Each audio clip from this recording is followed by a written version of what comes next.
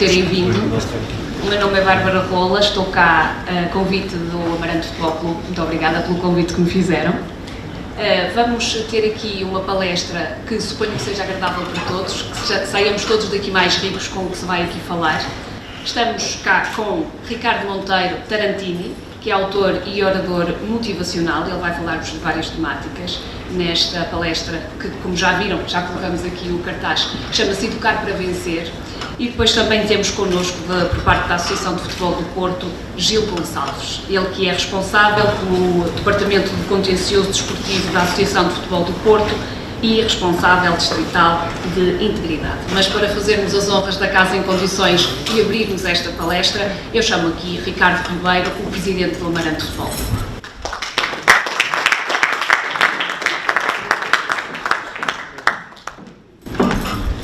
Estimado José Luís Carvalho, Presidente da Assembleia Geral, na sua pessoa cumprimento todos os associados e diretores aqui presentes. Cumprimento todos os atletas, treinadores, diretores, encarregados de educação. Obrigado por estarem presentes num tema que nos é tão caro.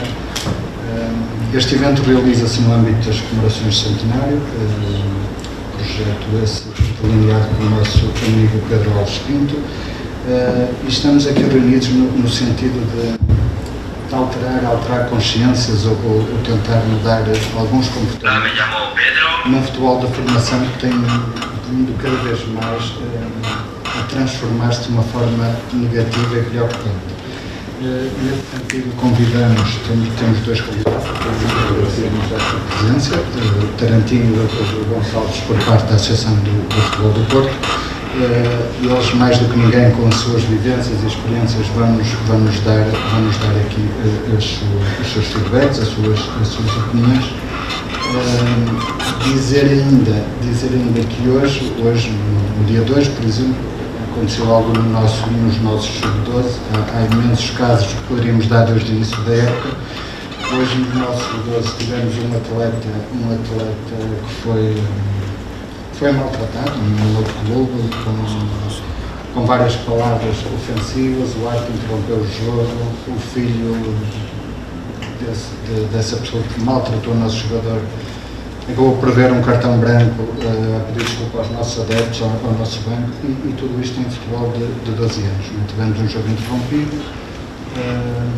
Não faz sentido, e peço a todos, de tudo aquilo que vamos ouvir hoje e que vamos aprender aqui hoje, se todos levarmos um bocadinho lá para fora, se passarmos aquilo que vamos ouvir, se passarmos um bocadinho lá para fora com os outros treinadores, diretores, acredito que podemos fazer algo melhor para o nosso futebol. Obrigado por terem vindo. Vai ser então uma conversa agradável. Agora acho que vocês já estão a ouvir melhor. Nós também temos aqui o nosso, há bocado, não estávamos a ouvir com algumas dificuldades. Eu vou passar aqui ao nosso primeiro convidado o microfone para falarmos todos. Como o Presidente Ricardo dizia, e muito bem, o interessante é eu estou aqui a ver a plateia com senhoras, senhores, rapazes mais novos, meninos mais pequeninos, rapazes mais velhos, e o intuito é mesmo esse, é nós, como pais, que se calhar é a maioria, não é? Que estamos aqui, levarmos o que aprendermos hoje aos nossos pequeninos, independentemente da idade que eles tenham, os rapazes mais velhos conversarem no café com os amigos, os avós darem estes ensinamentos aos mais novos, que os mais pequenos fazem as coisas por imitação. Às vezes veem os pais a fazer assim, culturalmente as coisas às vezes são aceitáveis, o que não é aceitável, e por aí adiante. E assim se vai chegando aos bons e aos maus exemplos. Vamos começar por falar então com o Dr. Gil Gonçalves, da Associação de Futebol do Porto, ele que já gostou de Amarante, não é? já cá esteve, já viveu cá, por isso temos aqui também alguém que já esteve aqui a passear por Amarante. E ele, como me disse há pouco, é responsável pelo Departamento de Contencioso Desportivo, como disse há pouco, da Associação de Futebol de Braga, e responsável também distrital da Associação de Futebol do Porto, desculpa, e responsável distrital de Integridade. Sobretudo com este convidado, nós vamos abordar o combate à violência e discriminação que existe atualmente no desporto. Ele vai-nos também falar deste tema. Antes de falarmos e de ouvirmos o que tem para dizer, Dr. Gil, eu vou só enquadrar aqui o que vi esta semana para me preparar para esta palestra. Estive a ver algumas, e depois também gostava que se calhar vocês, através das redes sociais, através da televisão, há uma publicidade muito interessante que o Instituto Português da Juventude fez, creio que há alguns anos, mas que está atual, acerca da violência. Podem procurar, é uma publicidade que se chama Não Seja Bully de Bancada, e que está muito interessante para todas as faixas etárias. Ora, o relatório da análise da violência em contexto esportivo do ano passado, de 1 de julho de 2022 a 30 de julho de 2023, revela-nos números que fiquei um pouco impressionada. Mais 1964 episódios de violência do que no mesmo período que na época anterior. Portanto, comparando anos de violência em recintos desportivos. Se calhar 1964 ficamos aqui um bocadinho perdidos, mas eu falo-vos na percentagem, mais 47%. 47%. A maior parte no futebol, e depois futsal, e depois, vejam aqui as outras modalidades, vêm depois, mas depois temos maior incidência nos jogos da Primeira Liga, das provas europeias e dos escalões distritais e jovens. É um fenómeno atual, Dr. Gil, já sabemos, não é? Não vale a pena esconder. É transversal a diversos escalões, mas eu pergunto-lhe, antes de começarmos com a sua intervenção, onde é que está o papel do desporto como papel de um fator de inclusão social? Antes de mais, complementar o Amarante Futebol Clube na pessoa do Sr. Presidente e agradecer desde já o convite à Associação Futebol do Porto para estar aqui hoje presente, o que muito nos honra e celebramos este facto.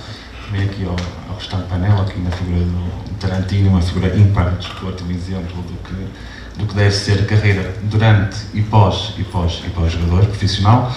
E também, claro, aqui a senhora moderadora que muito bem nos está a começar esta formação, esta palestra, desculpa. Quanto ao papel do desporto, como bem sabemos, o desporto é uma das maiores fontes de inclusão e de integração, principalmente com os nossos jovens. Não olha a género, não olha a condição social, não olha principalmente nos escalões de formação a aspectos qualitativos. Isto como, hoje em dia, qualquer jovem atleta, se quiser jogar futebol, pelo menos tem a hipótese de treinar futebol. O que há cerca de 30 anos atrás, quando eu era miúdo, e o meu jeito para jogar futebol sempre foi muito reduzido, e é por isso que trabalho em escritórios e nunca trabalhei num campo de futebol, não me era permitido. Okay? Porquê? Porque não havia a capacidade de recrutação e de admissão de jovens que quisessem praticar futebol, porque na altura só jogava e os clubes só aceitavam quem tinha qualidade. Hoje em dia, felizmente, as coisas estão a mudar e os clubes de futebol e os clubes esportivos em geral, não só futebol, têm adotado medidas de recrutamento e medidas de integração de jogadores e de jovens atletas que, só pelo simples facto de quererem treinar, o podem fazer. Ou seja, medidas da boa prática de saúde mental, de saúde física e de integração. Quanto ao desporto, também como fonte de combate à violência e a mais práticas na nossa sociedade, bem sabemos que o futebol, infelizmente, é um mundo de emoções, ok? Sendo um mundo de emoções positivas e emoções negativas. Claro que a violência, hoje, ainda nos dias de hoje, está, e porque lá está, falámos aqui de um aspecto cultural, mas que felizmente se tem dado passos significativos para alterarmos aqui esta perspectiva, tem que terminar e deve ser excluído. Ora, e como é que nós podemos, através do desporto, e falo aqui em nome da Associação Futebol Porto, que boas práticas é que podemos adotar para que esta violência acabe, ou pelo menos tenda a reduzir? Vários fatores, através de várias formas. Uma forma será, por exemplo, a regulamentação, ou seja, através de regulamentos disciplinares que tragam sanções esportivas e financeiras, não só aos clubes, mas aos infratores, que os façam repensar no momento da tomada do ato que aquilo irá trazer consequências que lhes são demasiado negativas. Falámos no comportamento, por exemplo, dos jogadores, mas mais que comportamento dos jogadores, aqui dentro do campo e dentro do que será aqui a componente desportiva, eu gosto muito de dar o exemplo dos treinadores. Acho que os treinadores são o alicerce fundamental para que, e pelo qual os jovens praticantes seguiam. E ontem estive a dar, também sou formador no curso de treinadores nível 1 e nível 2 aqui na Associação Futebol Porto, tanto futebol como futsal, e ontem tivemos uma aula no curso nível 1 sobre gestão e organização de futebol. E este tema foi ontem até debatido, porque é um tema que eu gosto sempre depois de debater com os formandos, com os senhores treinadores, porque eles são um papel fundamental na formação pedagógica, na formação técnica, tática e emocional e humana também dos jogadores, ok? Desse modo, o grande debate que aqui nós tivemos na noite de ontem foi o que é mais importante para um treinador, principalmente nas camadas jovens, sub-8, sub-9, sub-10 e mesmo sub-19, sub-17, sub-15. É ganhar a todo custo? É ter boas práticas dentro de campo com os restantes colegas, que são adversários hoje, mas amanhã podem vir a ser colegas de equipa. Nós já vimos todos no futebol profissional os jogadores que se maltratam num jogo, na semana seguinte estão todos na seleção e estão todos a vir na cavaqueira, ok? No futebol digital, e principalmente aqui nos jovens, bem sabemos que quando há aqui derbys que os jogadores acabam por, infelizmente, se debater e tornar isto um bocadinho mais pessoal do que deveria, mas sem pensar que na época seguinte aquele jogador que estão a maltratar ou que estão a pensar que nunca mais o vão perdoar poderá ser colega de equipa, que muitas vezes cá até já aconteceu, pelo menos com os atletas que temos, provavelmente já poderá ter acontecido convosco. Mas voltando aqui ao papel do treinador e ao papel do clube. Um treinador, se tiver um comportamento íntegro, se tiver um comportamento dentro de campo ético, se respeitar o árbitro, se respeitar o colega que está no outro lado do banco, se respeitar os jogadores, mais facilmente os jogadores terão discernimento de adotar esse comportamento. E falo por experiência própria, não dentro de campo, mas porque semanalmente, há quase 10 anos, leio relatórios de jogo intenso que vocês nem conseguem, e falo aqui mais para os jogadores, para os senhores treinadores, que são imagináveis. Okay? E muitas vezes começa com comportamentos dos treinadores dentro de campo. E isto eu sei que estamos aqui treinadores e por isso também gosto sempre de endereçar esta palavra aqui aos senhores. O comportamento de um treinador dentro de campo é fundamental para que os vossos atletas tenham e sigam o vosso exemplo. Okay? Vocês são o farol e o exemplo que eles devem seguir. Por isso, uma das grandes medidas também que nós adotamos é no curso de treinadores, pelo menos nesta aula, no que é gestão e organização de futebol, nós ganharmos aqui tempo, focando-nos muito neste ponto, fazê-los perceber que ganhar não é tudo. Para os pais também poderemos falar um bocadinho mais à frente, eu quero incidir aqui na questão dos treinadores. Ganhar não pode ser tudo. Mais do que ganhar, claro que temos que a competitividade é fundamental para que eles também saibam aguentar a pressão competitiva, saibam a frustração de perder e de ganhar, a diferença entre uma e outra, mas a componente ética e de fair play do treinador é fundamental para que os jogadores também tenham esse comportamento dentro de campo. E que medidas é que nós temos feito? Por exemplo, nos cursos de treinadores focarmos bastante nisto, termos ações de formação contínua até com treinadores e dirigentes sobre este tema, e é algo que estamos a implementar e que iremos implementar ainda mais a partir do momento que a Associação Futebol Porto começa a organizar os seus cursos de dirigente, que é algo que em princípio estará previsto para iniciar-se na próxima época ou daqui a 2 épocas, entre outras medidas que mais tarde também poderemos anunciar, mas que não cabe a mim, porque não sou membro da direção nem quero ultrapassar. Quem direito estará um dia apto para anunciar estas chamadas e estes anúncios. Podem comentar e ajudar a quebrar aqui algumas falhas que existem no processo de formação. Mas vamos lá saber uma coisa. Muitas vezes esta violência que nós falamos nos jogos e às vezes estas situações que já assistimos a violência não parte de dentro de campo, mas sim de fora de campo. E aí, se calhar, uma palavra aos pais e aos educadores também, não é? Porque era o que eu falava no início, não é? Os miúdos, desde ter a idade, vão também acompanhando comportamentos que vão assistindo. E é verdade. Seria esse então o segundo ponto. O ponto inicial, o ponto mais importante aqui que não vamos mentir, são os pais, claro.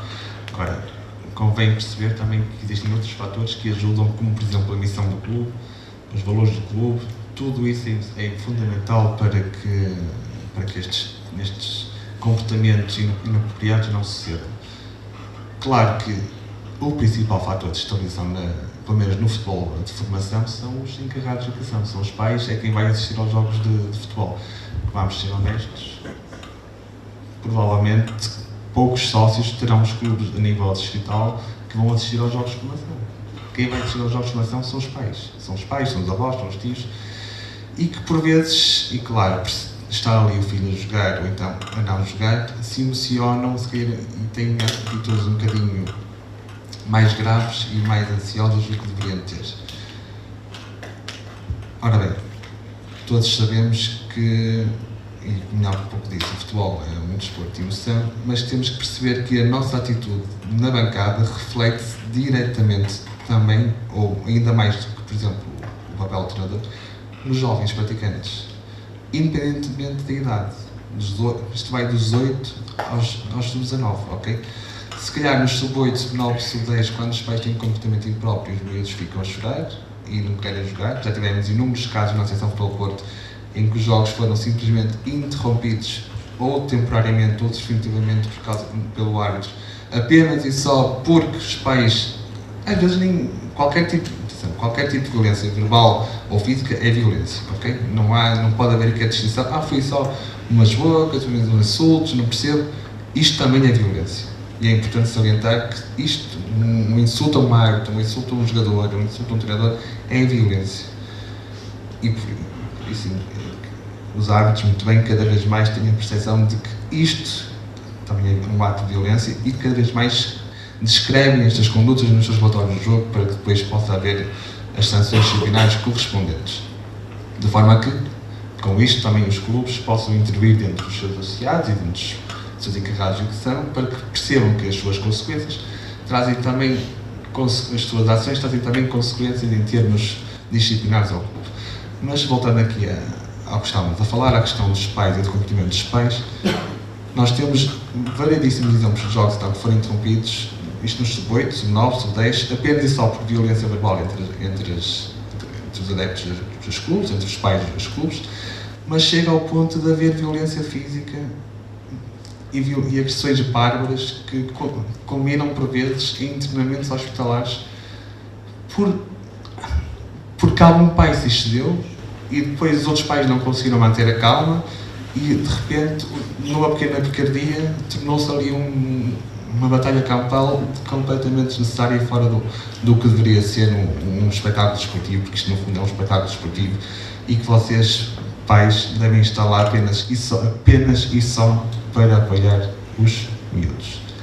E se for preciso, no final, aplaudir, até chegar a aplaudir a equipa de arbitragem e aplaudir os adversários quando eles têm mérito para ganhar. Porque, em regra, e 99% das vezes, mesmo o mérito de quem ganha é por mérito. Não é porque a associação ajudou naquilo, ou porque o árbitro fez aquilo, ou porque o treinador da outra equipa fez isto, ou o nosso treinador fez aquela coisa. Não. Vocês, como pais e como encarregados de educação, devem perceber que o mérito da vitória está nos jogadores e está na equipa técnica.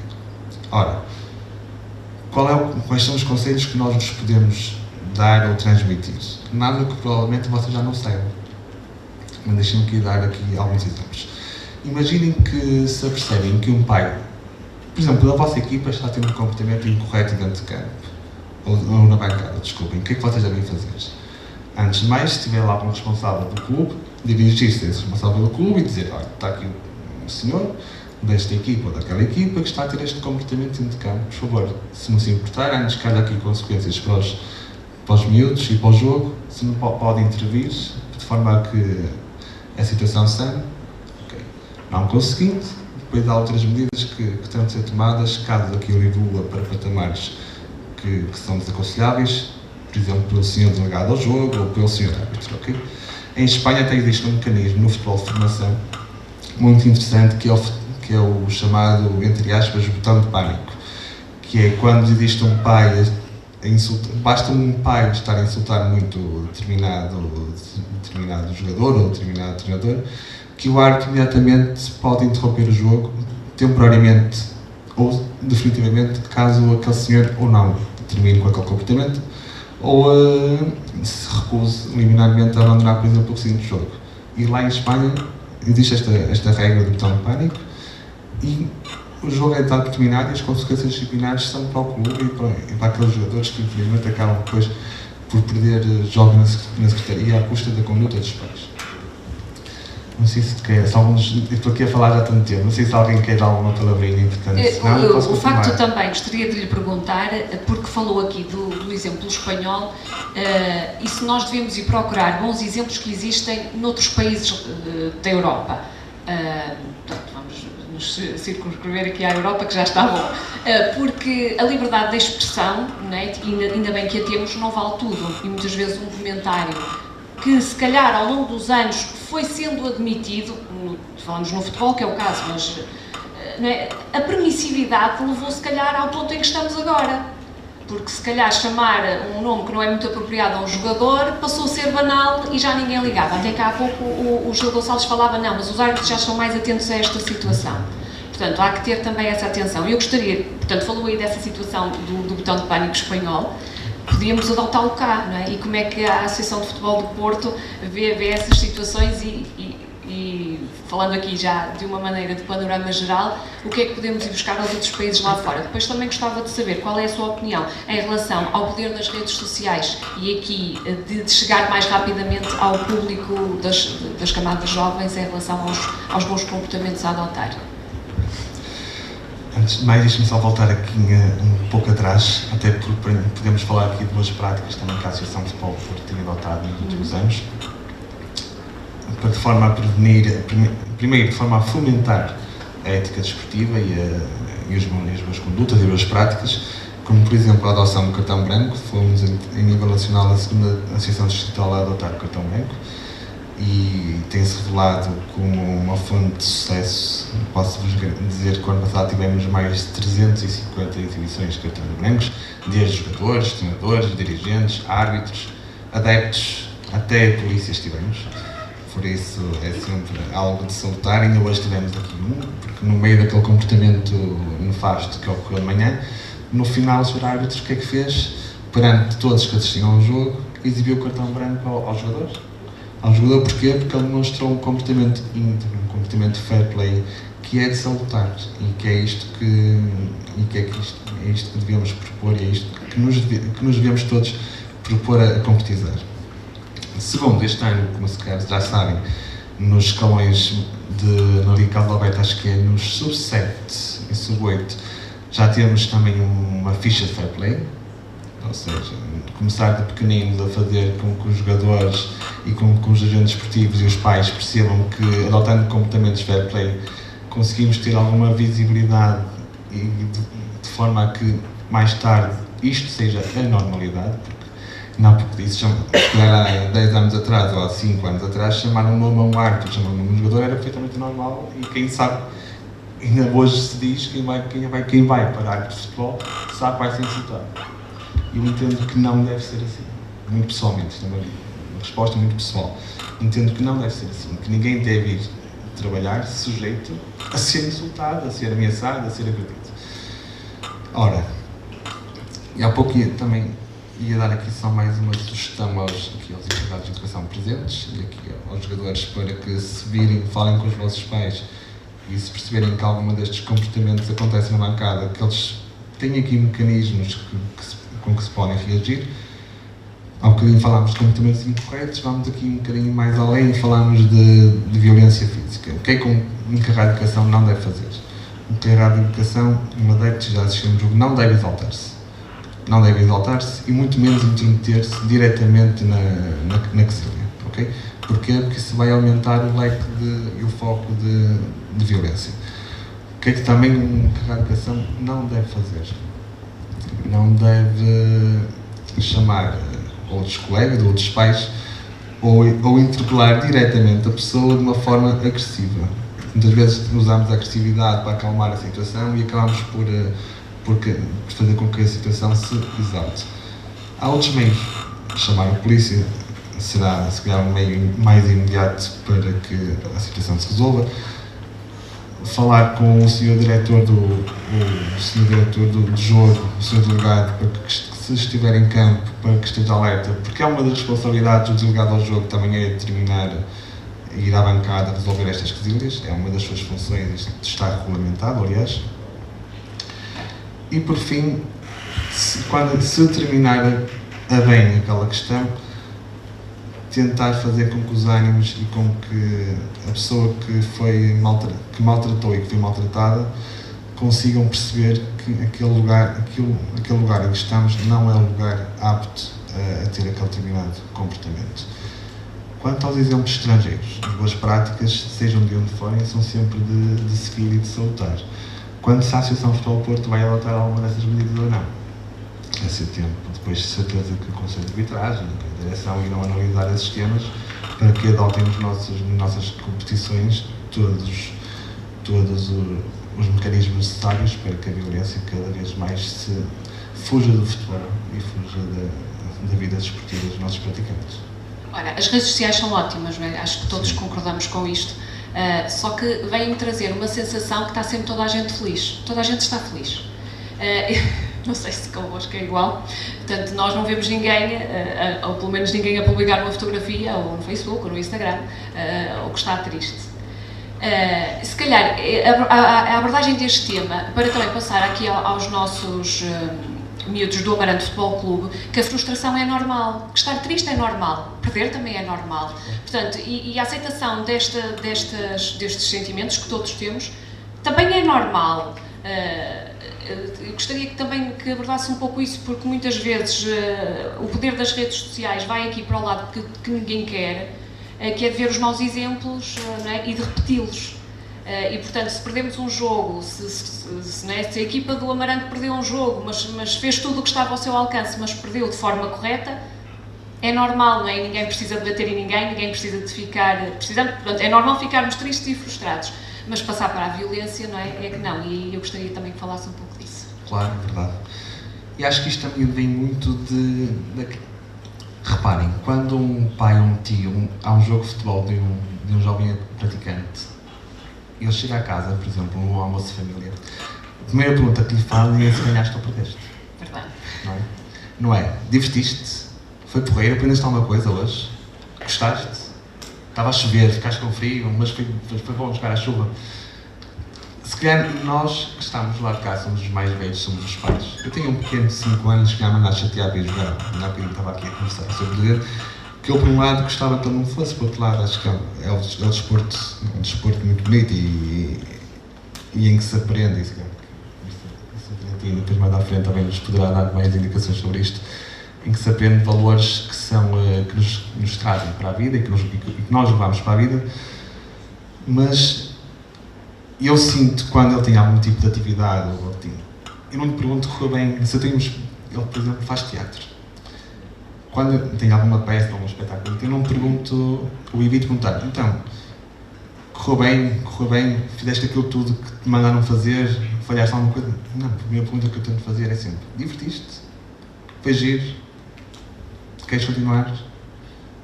E é isto, se calhar temos que mudar um pouco esta mentalidade, é fazê-lo, antes de perguntar se ele ganhou ou se perdeu, é divertiste? Foi porreiro? Para a semana a mais, perdeste? Faz mal. O que interessa é que hoje de certeza que aprendeste alguma coisa nova e que o teu treinador, durante a semana, te vai ensinar novos mecanismos e novas técnicas e novas táticas para que tu no próximo jogo consigas jogar um bocadinho, consigas atingir os teus objetivos. Não te preocupes, ganhar ou perder faz parte, o que importa é que tu te divirtas.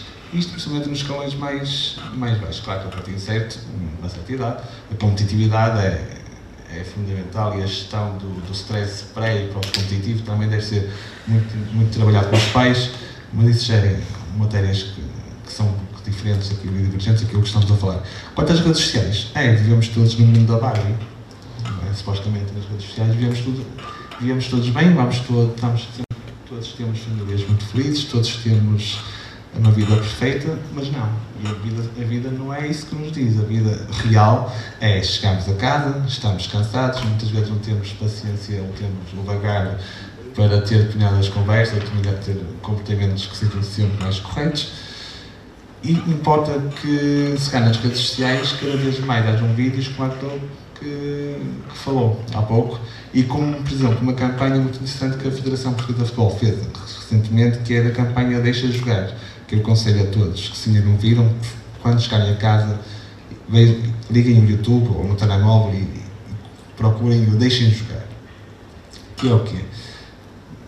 Uma campanha que foi protagonizada pela Federação Portuguesa de Futebol, em que chamaram pais e miúdos de 7, 8, 9, 10 anos a um estúdio para falar sobre um tema para uma campanha publicitária. Olha, os pais nem os miúdos sabiam aquilo, ok?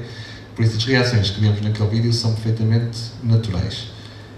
E qual era a campanha? Era perguntar aos miúdos e para escreverem num papel qual foi a coisa que mais os marcou durante aquela época que os pais tinham muito na bancada, ok?